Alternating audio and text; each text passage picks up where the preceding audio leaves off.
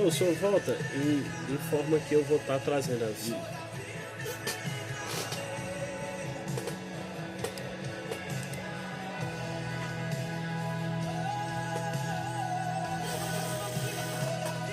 Quarta-feira foi o dia que quarta-feira passada foi o dia. Quarta passada foi ontem 20, 19, 18. O feriado foi quinta, né? Nosso último tempo, né?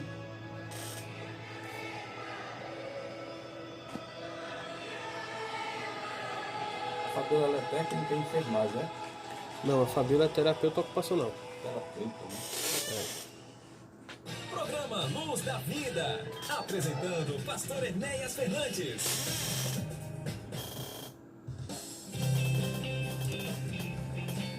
Muito bem, meus irmãos, meus amados, você ouve o programa Luz da Vida, na apresentação, pastor Enéas, nosso companheiro de todas as horas, aqui também na companhia do nosso irmão presbítero Tércio Freitas.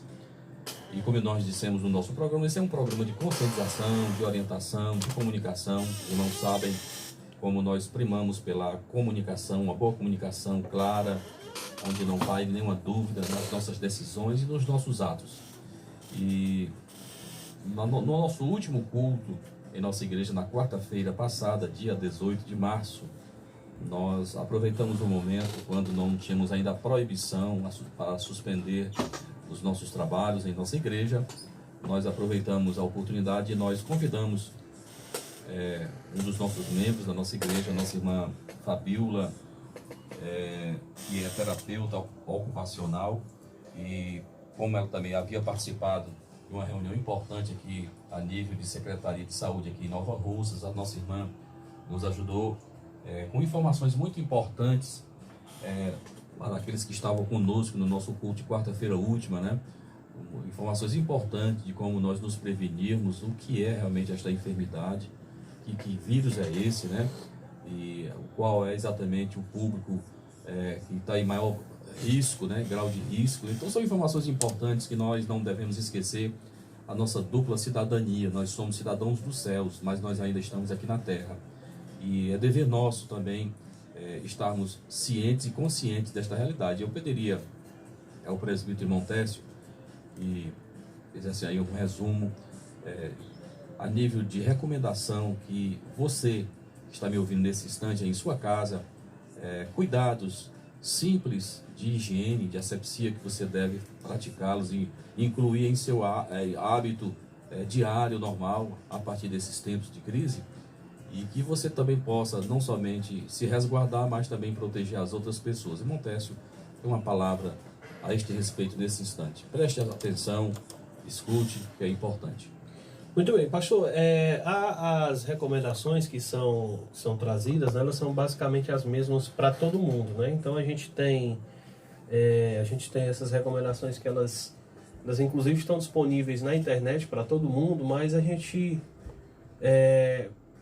Como uma das principais recomendações é se informar, é difundir informações verdadeiras sobre como evitar a proliferação desse mal, né? A gente traz aqui as recomendações: lavar as mãos até a metade do pulso, esfregando também as partes internas, unhas e entre os dedos. Usar álcool em gel, álcool 70, né, em gel ou convencional, para limpar as mãos antes de encostar em áreas como olhos, nariz e boca. Ao tossir ou espirrar, levando o rosto à parte interna do cotovelo, né? Fazendo aquele movimento. Evitar multidões, daí parte a nossa atitude de suspender os cultos regulares nos templos. Usar máscara caso apresente sintomas ou resfriados, né? Sintoma de espirro, de tosse ou algum outro sintoma, você já usa a máscara. A máscara ela é mais recomendada para quem já está apresentando sintomas, que pode estar com vírus e espalhar esse vírus para outras pessoas. Evitar tocar o nariz, os olhos e a boca antes de limpar as mãos. Manter a distância de 1 metro de pessoas espirrando ou tossindo, né? Limpar com álcool objetos tocados frequentemente, tipo celular, computador, teclado, maçaneta. evitar cumprimentar as pessoas com um beijo no rosto, abraços e aperto de mão, evitar sair de casa caso apresente algum sintoma da gripe, né? Utilizar lenço descartável quando estiver com o nariz escorrendo, né? De modo que você possa jogar fora. E a principal recomendação é buscar se informar com relação a este problema, a este vírus que tem atingido muitas pessoas. Na verdade, irmão Tess, também existe na cabeça das pessoas muitas dúvidas, principalmente relacionadas à semelhança desse vírus, né, irmão, do coronavírus, com as nossas viroses, as nossas gripes. Então, ela tem uma particularidade. Fale sobre isso aí. O que é que diferencia de uma gripe que nós já estamos habituados a tê-la, de uma virose? Existe uma diferença em relação a esta enfermidade? E qual é exatamente digamos assim, a parte mais perigosa dela quando alguém está com esta enfermidade, né? Muito bem, pastor. Esse nova virose, esse Covid-19, a principal diferença dele para a gripe é que os sintomas dele, apesar que, como o senhor já falou, são muito parecidos com o resfriado convencional. Esse vírus, essa enfermidade, ela apresenta, diferentemente da gripe do resfriado, uma tosse seca, né? Uma tosse geralmente seca, coriza no nariz, muito raro, dor de garganta às vezes, e apresenta a questão da diarreia, né? O resfriado comum, nós vamos ter a dor de garganta sempre sendo comum, sempre presente. A dor de cabeça às vezes não dá na gripe, né, convencional. A falta de ar no coronavírus, ela é quase que uma unanimidade. Então o coronavírus ele apresenta febre, o cansaço, né, a tosse seca, espirros, dores no corpo, mal-estar, coriza no nariz, dor de garganta, diarreia, né, dor de cabeça e falta de ar. Então, a gripe ela apresenta quase todos esses sintomas, mas a exceção da diarreia, que não é comum, não é um sintoma presente na gripe. E o que vale também a gente falar é que o coronavírus, às vezes, ele é assintomático, né? Algumas pessoas elas não manifestam esses sintomas, então por isso que tem que ter um cuidado maior, porque às vezes ele se torna mais letal em pessoas que têm a imunidade mais baixa, né? Idosos, pessoas que já estão passando por tratamento de saúde, crianças muitas das vezes, e aquela pessoa que não, por algum motivo, algum tratamento, algum medicamento, ou recuperação recente de uma doença, está com a sua imunidade baixa. Então, às vezes, uma pessoa que está com a imunidade ok, está bem de saúde, ela pode simplesmente portar esse vírus e não desenvolver, né, maiores problemas, sendo que já uma pessoa que tem a imunidade baixa, isso pode se tornar letal. Daí a recomendação mais para idosos, né, crianças e pessoas que estão passando por algum tratamento que envolva a baixa da imunidade. O irmão falou exatamente desse cuidado com a higiene pessoal, com o asseio, e é muito importante que eu lembro bem que a irmã Fabiola, quando ministrava em nossa igreja, ela falou que esse vírus, ele, em alguns casos, ele tem vida 24 horas, ou em outros momentos 48 horas, né, irmão Tess? Então, assim, a gente tem que ter muito cuidado com a limpeza dos lugares onde possa, as gotículas, né, irmãos, os espirros, os lugares comuns onde as pessoas pegam. Esse asseio é muito importante, né, irmão Tess? Com certeza, pastor, com certeza é preciso que haja um cuidado maior com relação a isso, né? E porque justamente é nesse contato pessoal, nesse contato próximo, né, de proximidade de pessoas que há a transmissão do vírus, né? Então a questão de compartilhar objetos pessoais, talheres, né, tá aglomerado onde tem muita gente, se uma pessoa estiver contaminada pode haver a chamada contaminação, né? Então é importante manter o asseio, manter a distância das pessoas, evitar aglomerações, lavar bem as mãos, fazer a higienização com álcool em gel, né? Vale lembrar também, pastor, que não precisa ter o histerismo pelo álcool em gel, como a gente já teve aqui na cidade e em muitas outras cidades da região, que simplesmente esgotou nas prateleiras das farmácias e supermercados a questão do álcool em gel e das máscaras, né? Vale lembrar que o sabão com água também resolve. Então, se você não tem álcool em gel, de vez em quando dá uma lavadinha nas mãos. A questão da máscara ela é mais indicada para quem já está portando o vírus ou quem está com os sintomas, né? Porque evita que esse vírus se espalhe, sendo também útil para se evitar a contaminação, mas não tão útil como evitar, né? Como as outras recomendações de evitar aglomerações, manter os ambientes fechados e procurar fazer a higienização constante. Eu creio que todo esse contexto é um despertar de Deus para a igreja, para a nação, né? É muito bonito o que a gente viu ontem, as pessoas em prédios cantando louvores ao nome do Senhor, formando um coral em hospitais. Eu acredito que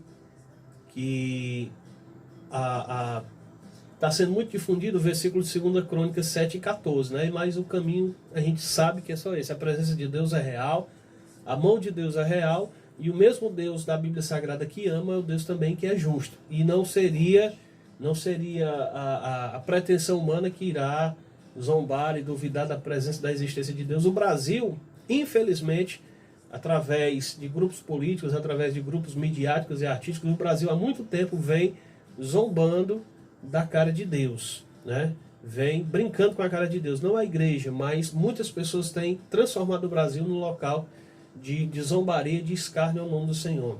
E a Bíblia é clara: de Deus ninguém escarnece, nenhuma nação. Todos aqueles que se levantaram e ousaram escarnecer do nome de Deus deixaram de existir. Que diga a tão poderosa e recém-extinta União Soviética, né?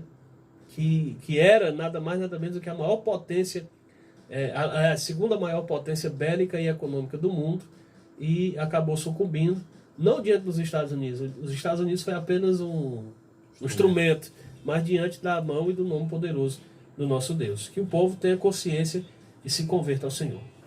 Na verdade, irmão Tess, a gente tem acompanhado com muita tristeza, né, no nosso coração exatamente esse desvirtuamento, né, da cultura brasileira, a satirizar, a fazer graça, a fazer chacota com aquilo que é sagrado, né, irmão? Então nós estamos vendo, por exemplo, nesse carnaval agora bem recente aqui no Brasil, principalmente, nós vimos exatamente lá uma encenação em uma escola de samba, exatamente Jesus Cristo lá tipificando um malfeitor, sendo açoitado por policiais. Exatamente. Fazendo muita graça. Ano passado também, né, teve a questão da figura do diabo massacrando Jesus. A própria Maria, mãe de Jesus, foi também satirizada, zombada, né? Quando foi representada por uma lésbica, né? Então, assim, muitas coisas, não só o carnaval, né? Nós vemos a produção brasileira que repercutiu no mundo todinho, do Porta dos Fundos, né? Aquele especial lá do Porta dos Fundos, aquele filme.